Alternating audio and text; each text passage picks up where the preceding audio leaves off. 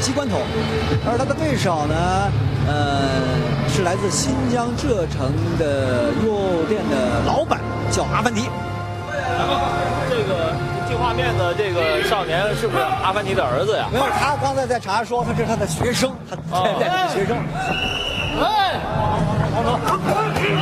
这个阿凡提呢是在我们这两个都是重拳啊。对，他是在我们这个体育这个海选时候发现这种选手的。哇，还有边腿。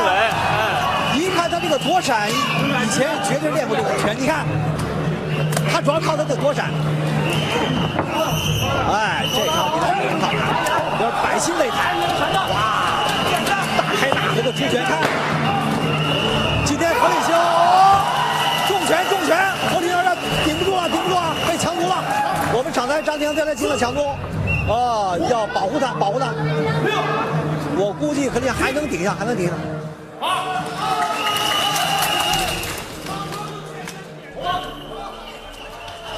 这时候我们看到阿凡提是在祷告，他在海选时候也这样，每当他就是重拳对手、KO 对手或者是重击对手之后，他都要跪到这个拳台上进行一次祷告。这个阿凡提看他的躲闪不是靠双拳，他就一出来又一个重拳，后手重拳，看，他就这个下潜，你打吧。阿凡提真行。对，体重是100公斤，而这个何立新是105公斤。还有腿。不行了，何立新看来不行了。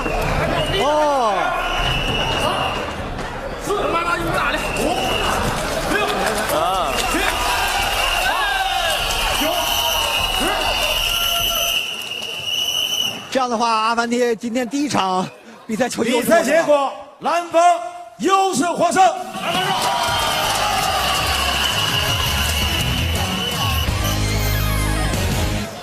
我相信全员通过这场短暂的比赛，我们记住了来自新疆的名字我得看一下，阿卜杜尔西提阿布雷提阿凡提，是不是？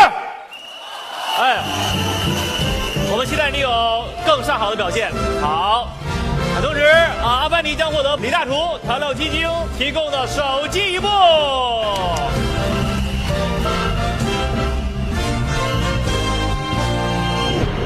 今天怎么这么快就结束比赛了？其实我看你那个对手还挺强的。